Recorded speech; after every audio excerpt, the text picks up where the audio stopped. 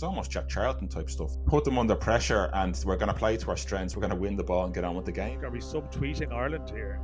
Or is this what we're doing? What's the point you're sort of getting at here? Not really. No, I'm not. I'm not particularly going down that route at this stage of the tournament and at this stage of the podcast.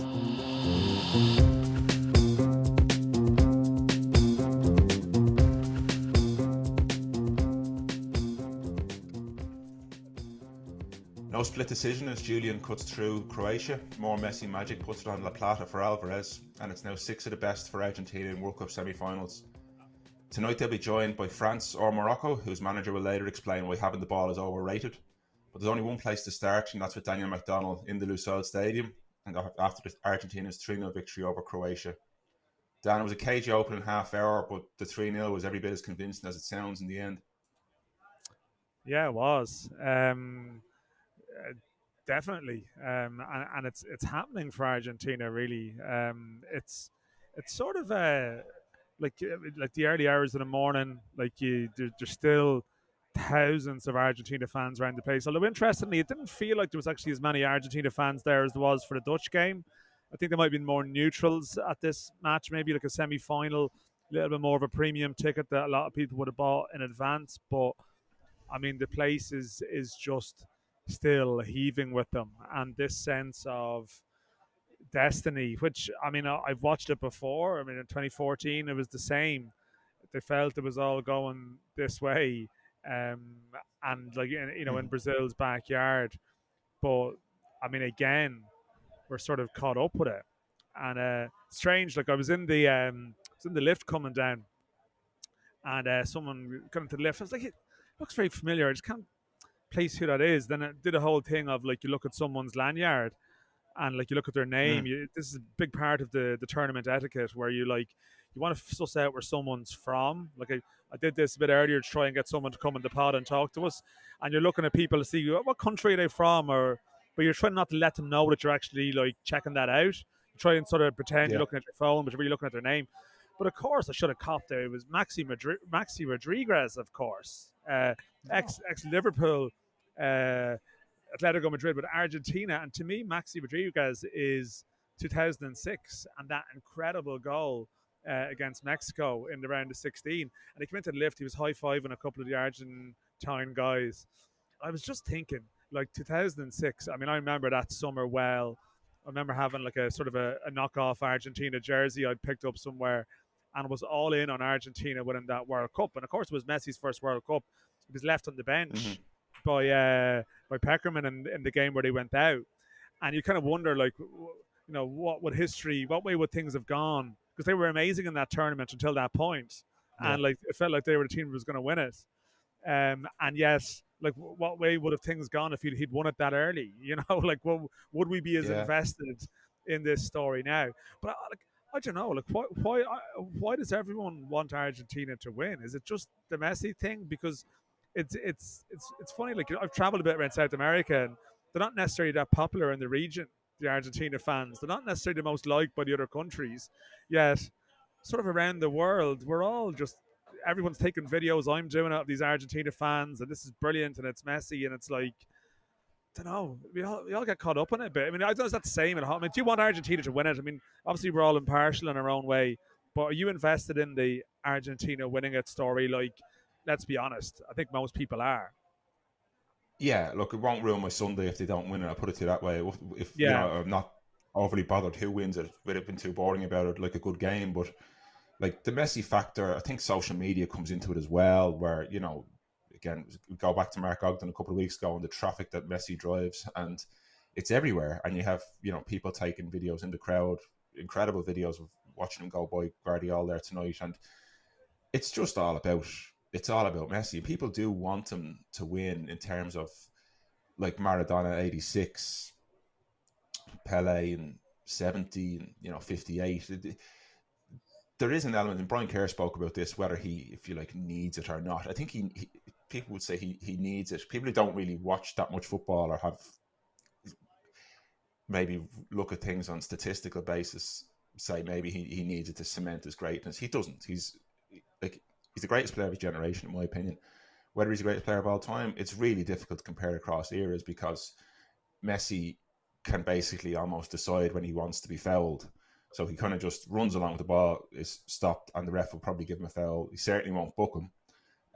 Whereas Maradona, Pele, in different areas where lumps kicked out of them. So Messi doesn't have to endure that, thankfully, which is a good thing. That's like there's no doubt about that. It is just a Messi factor. Like I saw you tweeting that anything around them, the actual goal scorer becomes a quiz question. Yeah. Alvarez scored 2, won the penalty, and he's kind of, if you go into offices around the world, in the morning after the match, it'd be Messi, and what was your man's name again? Who scored the goals? Like, it's just that kind of strange. Yeah, he does play. Yeah, who plays for those plucky underdogs of Manchester City? It must be remembered, yes. The labourers and builders of Manchester City that Messi elevates them. I mean, this is the thing. And I was writing in the piece for the paper. Enzo Fernandez has been pretty influential. Through ball for a goal. Little 1-2 at Messi after halftime. He might still go for 100 million quid. That seems to be the chat, Mm-hmm.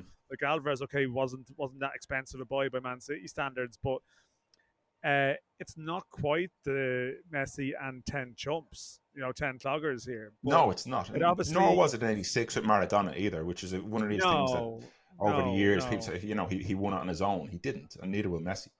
No, but you certainly feel like you're caught up in that story. But you look at someone like Maxi there, he's not my good mate. We were in a lift for like 10 seconds, but and didn't talk.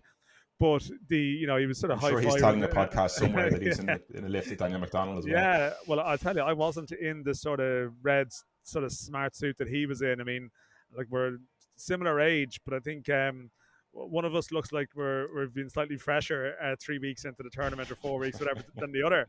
I won't say which one that is. But he was doing live TV or something. But, genuinely happy. And obviously, at times you'd be around tournaments and you'd see legendary players. Maybe in my head, I've got England 2018 in my mind here, where it looked like this England team might won the World Cup.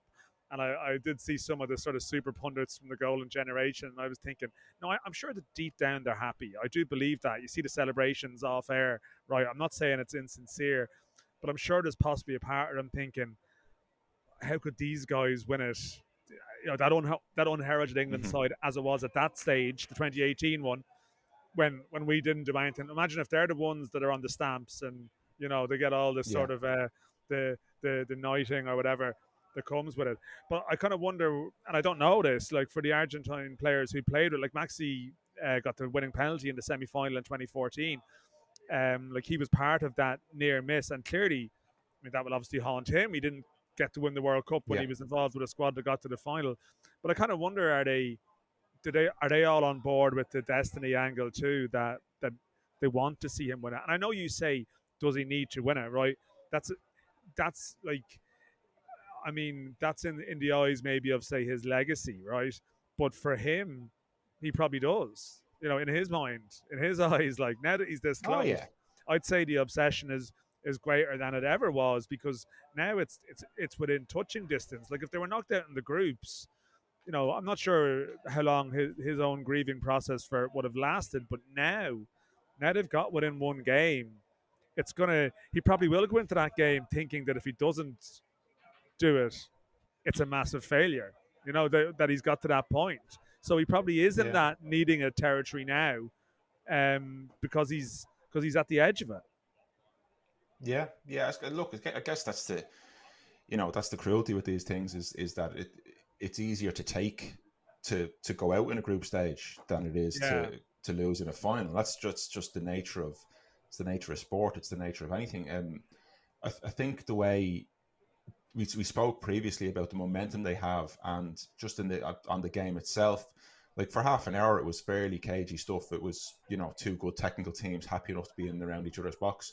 And then a switch off from Lovren to let Alvarez run through, penalty given, and suddenly it was just, the door was open. And Argentina, I didn't think they'd been ruthless enough in the competition so far, and they absolutely were this time. They smashed the door down. The second goal was, it would be one of the worst runs from a halfway line to ever score a goal in terms of the way it actually panned out. It was a lot of touches, a couple of tackles and a good finish. But it was a strange couple of goals that opened it up. The second goal was crazy.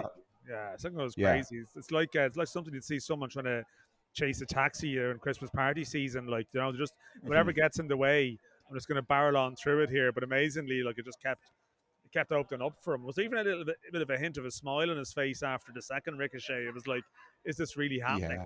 Yeah. You know. It was kind of a wonder goal, and the wonder was that it went in. Like that was the wonder as to how it actually got there. But I think, like, I mean, they're gonna take a lot of stopping. Obviously, they're in the final now. Be it France or be it Morocco. And Dan, you spoke earlier to a French journalist, Kevin Capio, I think is how he pronounced it, but he kind of gave a flavour of the mood in France and why Didier Deschamps is likely to stay on after the tournament. And either way. Yes, so I just want to ask, like, what is the mood back at home in France about the run to the competition so far and their performances in this competition for France? French are very happy of the French team because it was not very easy before the competition. The team have quite bad results. You know, in how do you say, amico friend match. Yes. The result was quite bad, and we have a lot of injuries. Benzema was the Ballon d'Or, the best player in Europe. So we are not very confident before the competition, and the results are very good.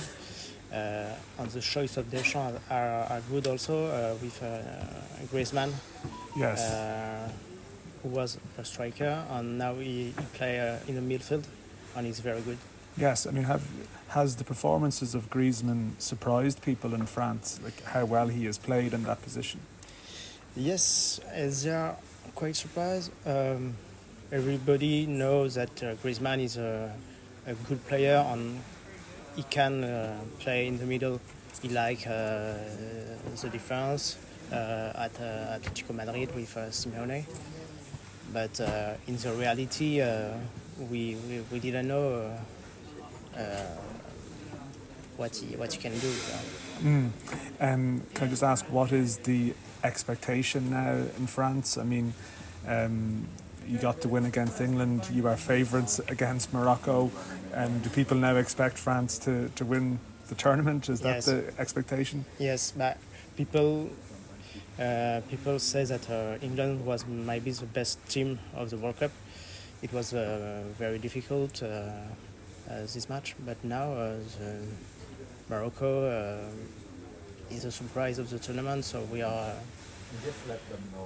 more confident than before England.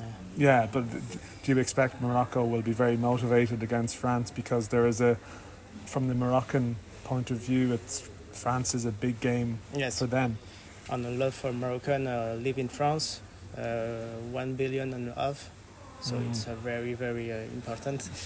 The atmosphere in the stadium will be difficult for France because if you see a Moroccan make a lot of noise in the stadium, so it's a problem that they have to resolve tomorrow.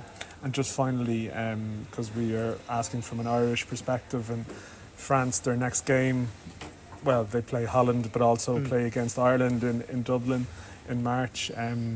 Is it expected that Didier Deschamps will be the manager then, or do you expect this to be the end for Deschamps? Everybody think he will continue.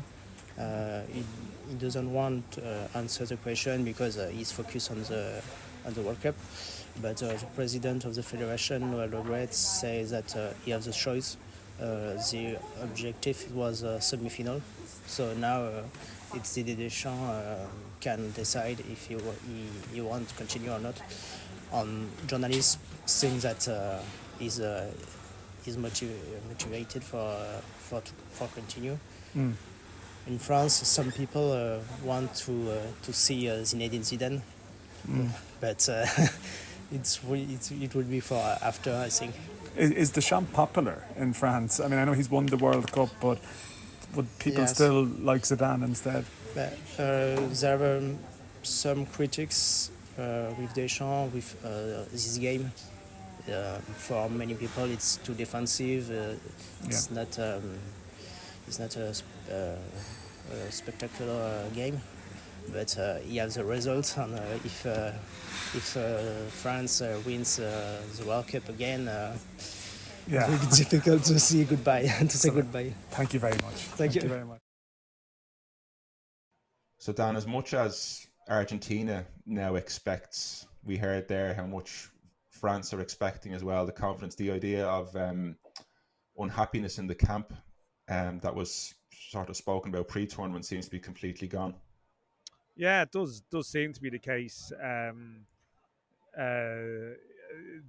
mean, I suppose, and you know this, right? Like we know this probably in the industry too, that like that sometimes we go down the road of like you talk to a winning team and it's like, oh, it's a great bunch of lads, you know, like the spirit's wonderful, and you know you run those quotes, you know, and it's these are the lines that you always hear, and you're like, well, okay, where's the, you know, where's the truth? Like where's the fiction in this? But I have to say, I watched the second half of the England-France game again the other day. I just went into that well-known Qatari establishment, Applebee's, which is just around the corner, and do nice ribs, I believe. Yeah, I didn't try them, but I've just only discovered this place far too late in the competition. Really, really good screens and restaurant situation. I mean, I definitely. I mean, I was 5 minutes away from this, but anyway, they were replaying the second half of the England-France game, and I took a couple of things from it. Actually, one thing, which is by the by, the Saka substitution, which was so controversial. Watch the build up to that second French goal again, and it does all start from Saka being slow to track initially, and he actually gets done twice in the move. And I sort of wonder, was there a sense of, oh, he's getting a bit tired there, and that's something factored into it? And I mean, I definitely didn't see that at the time. He was just a little bit sluggish in the build up to the cross that led to the Giroud chance that led to the corner. But anyway, they showed the Giroud celebrations after the goal, and again, like there was just something about it, you know. And again, everyone looks happy to score a goal, but there was just little moments. Giroud and Griezmann, and like sort of mentioned Griezmann there in that very brief chat, you know, that like Griezmann has been the revelation really to a lot of people, and you're just looking at the body language of the players, and they're almost thinking, yeah, people didn't think we could do this with the injuries, you know. Like Giroud is the top scorer in their history, but he's also the substitute, you know, in the context of Benzema, and you sort of sense that they've derived something from it. Even though they didn't play that well, probably by the levels they can get to against England, or maybe you can argue the point, like, is that maybe their max? Like, who knows, right? We'll probably learn more about that as we go on. But when you consider at the end of the Euros, like, wasn't there all sorts of stuff going on between players' families, and was someone from Rabiot's family involved, and all these sort of stories of in terms the Pogba factor as well coming into the mix. Yeah, of course. There seems to be all this sort of turmoil around it, whereas again, everyone's happy when they're winning, but there just does look to be a small bit more. Even the Champ on the bench with the subs, and he wasn't bringing any of them on, but everyone seemed in pretty good form, you know. So maybe they've, after a little bit of a disastrous year in the Nations League, which has basically screwed Ireland up, which is like particularly unfortunate, that France not needing to care about the Nations League has made them a second seed, which could completely ruin Ireland's chances of being in the next tournament, which is like pretty annoying. But maybe they've taken a little bit of grief and, you know, a bit of stick, and all of a sudden they're like, no, we're good, we're back together, and this is what powers them to like writing themselves into the history books as back-to-back world. Well, it's been done before, but like iconic teams have won back-to-back World Cups. Will we be thinking about this French side that way? I'm not sure, but I mean, they've got a chance of doing it. Yeah, absolutely. And I think, like, something we've spoken about before as well, like, footballers by their nature are selfish, and whether you like the bloke you're playing beside or not, when you get to a World Cup quarter-final, semi-final, final, that all goes out the window. The selfishness of being a World Cup winner comes into it, and that, if everyone's been selfish about it and is driving towards the one goal, when you've got players of the talent that they have, even some of them coming off the bench as well, it's a phenomenal power to have, and as well with that kind of bit of experience of winning a tournament beforehand. As I said the other day, like, I think French team of a few years ago, where a lot of teams with under that pressure from England would have gone under, but they were so calm. I mean, Roy Keane gets a lot of, it wasn't one of Roy Keane's most viral moments of the tournament, but he spoke afterwards. He was the one in among Gary Neville and Ian Wright who kind of putting his hand up saying, you've got to credit the French here as to how calm they were, how they dealt with what England had to throw at them. And you see it and watch that second half back, dealt with what England had to throw at them, and found a couple of knockout blow in the end. Like that's what it came down to. And I think with Morocco, I struggle to see Morocco getting the same kind of leeway, if you like, that they got against Portugal. I think France will be far more ruthless, but against Argentina in the final, potentially for France, they do seem to have the recipe for winning this tournament as they've done before. But that little bit to go again and write themselves into the history books is certainly a great carrot for them. Yeah. Will we hear from the Moroccan coach now, maybe? Because I know there's a clip you wanted to play. Yeah, funny. He spoke in the media, and funny when he's speaking about the France game against England and how they had different ways of turning around winning the game, but also he was rather scathing about journalists and their fixations on XG and possession stats. So with apologies for the pronunciation, let's hear from Moroccan manager Walid Regragui. On y va pour faire un coup et pour gagner, mais la possession. What we're going to do is we're going to try to stop them from having shots on goal and stop them from having expected goals and goals at the end of the day. We're here to win. But I would ask Mr. Infantino, if you can start giving points to teams who have a lot of possession, then that would be a different thing, and it would change leagues altogether, because there's Manchester City, for example, which has 70% possession practically every game. But apart from that, it doesn't matter. Guardiola was my hero as well for a long time. I wanted to keep the ball. I wanted to play possession football. When you've got De Bruyne, Bernardo Silva, other players, world-class players, then that's possible. But what's important for me is that we know that a lot of European journalists who've criticized our style of play. And I think they don't like to see a team of our stature playing like a European team, cleverly, because people used to think that African teams were fun because they played with a bit of pleasure. Okay, they dribbled players, but they weren't effective. They got knocked out. But those days are over. So Dan, the boy Walid, I'm not going to try and pronounce his surname again. He was fairly.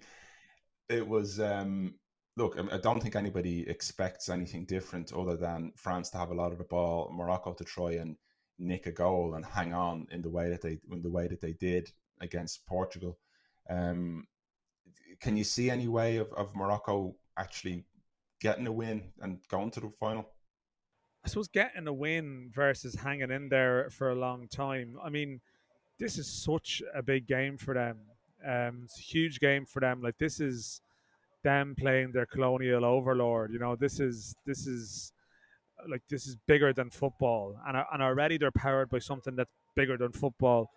And obviously, the fear is that at some stage they're overwhelmed by this. But then you might have said that after the Spain game, and then it didn't happen again. Now, I'd be more concerned about their injury list than their nerve, and I think they've been reasonably keeping the cards reasonably close to their chest in terms of who's actually going to be okay and how many of the big names will be there. Now, they still obviously have the energy in midfield, Amrabat and Unahi, and they seem to be fine, but it's in the defensive department, full back, and there's just a few issues and concerns there. But I'm loath to just write them off and assume that some kind of football hierarchy will naturally be assembled, because maybe I'm a slight bit conscious that England and France felt like a final, and France won it. And there's been a couple of times in this competition where a team thinks they've landed, like Brazil and like Portugal, albeit after heavy wins. But it's like, maybe this is opening up for us a bit here. And then they get done, in a game where people maybe aren't expecting them to get done by Croatia or by Morocco. So I'm in terms of prediction, I'm going to say France to go through, but these Moroccan games, the noise, the atmosphere, if they work really hard and probably find ways to restrict that French front four, they can counter well. Like, it's just not, for me, something that is just like set in stone. France are definitely going to do this. Because I think I've just been burned before by assuming Morocco will be done, and it is a semi-final, and maybe like a lot of people fancy Croatia against Argentina, and I think Argentina they struggled for 20 minutes as well, 25 minutes, let's be honest, but like they probably then there was no sense of Argentina being complacent about this game in the discussion and the preliminaries. There was never any talk about that because probably the scare that they had against the Dutch and everything. Whereas I think with France, it's just something they need to be just a little bit cautious about here. So I'm hoping that of the semis, in the end, the second half of this one, the first one was aside from maybe one of the best assists you'll ever see in your life. Okay, you can't really describe that as a non-event, but the last 15 minutes was a non-event.